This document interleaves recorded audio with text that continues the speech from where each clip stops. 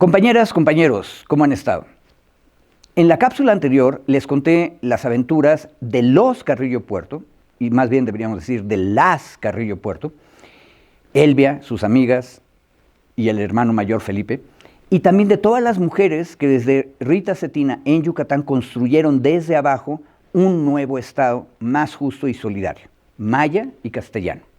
Bueno, hoy quiero comentarles de cómo esas redes, como si fueran las raíces de las plantas, cuando llega el invierno o cuando llega la seca, que arriba de la tierra ya no se ve que florezca nada, pero las raíces siguen ahí.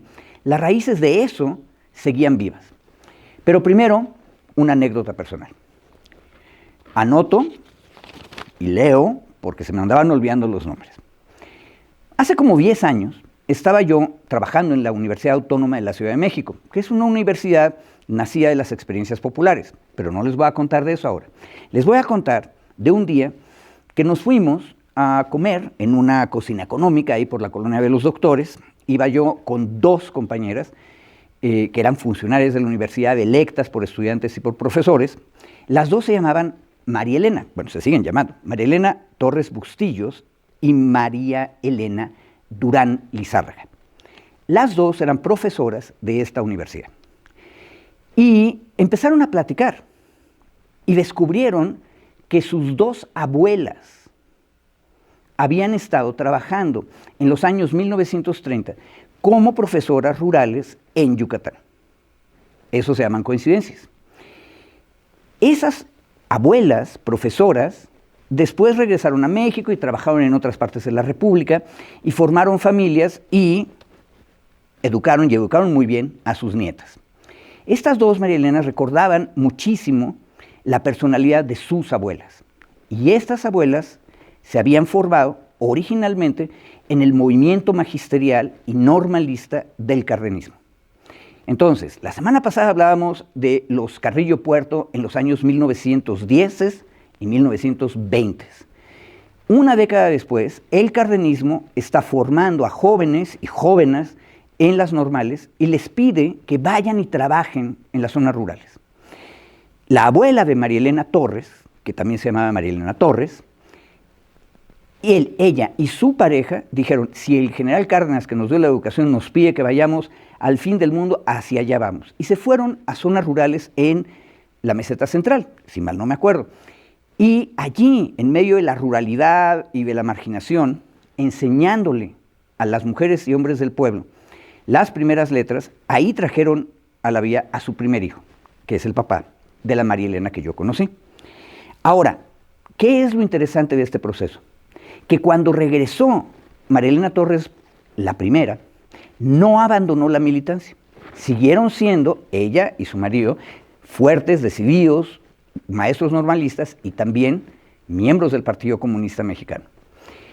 Y con sus hijos, que es la generación anterior a las compañeras que yo conocí, iban y venían a las marchas, a las manifestaciones, se confrontaban con los charros cuando había sindicatos que estaban siendo colonizados por los charros y siempre estuvieron listos para apoyar las mejores causas. De hecho, en la casa de ellos, a orillas del río Churubusco, cuando todavía no era avenida, sino solamente río, se estableció la Asociación Civil de Amigos de la República Popular China. Ese tipo de procesos son como pequeñas semillitas, como pequeñas raíces que se conectan con otras raíces, en este caso la de Yucatán que les estoy contando, y que siguen trabajando. Aquí lo que yo quisiera decirles es que estas conexiones horizontales son las que van formando la sociedad política que después deberíamos llamar todos Estado.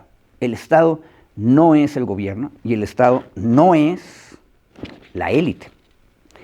Luis Hernández Navarro, uno de los editorialistas de La Jornada, el coordinador editorial hoy en día de ese periódico, cada determinado tiempo en su columna saca una biografía de una mujer o un hombre que han trabajado en el magisterio normalmente desde abajo, formando no solamente cuadros, sino a toda la sociedad en las mejores causas.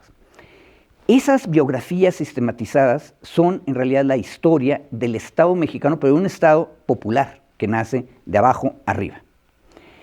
Ahora, diría Luis Hernández Navarro, por todo lo que acabo yo de contarles a ustedes, es que desde la época de Manuel Ávila Camacho y de Miguel Alemán, el gobierno federal mexicano empezó a tenerle terror, espanto y enojo a las normales rurales.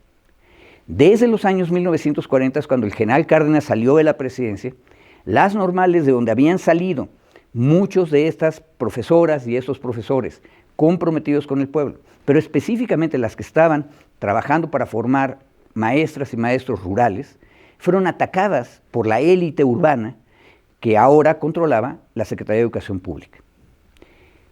Esa es la razón original del enfrentamiento terrible que todavía hoy siguen protagonizando Ejército Mexicano contra la Normal de Ayotzinapa en Guerrero. Y si no recordamos esa raíz profunda, antigua del conflicto, no vamos a encontrar modo de solucionarla.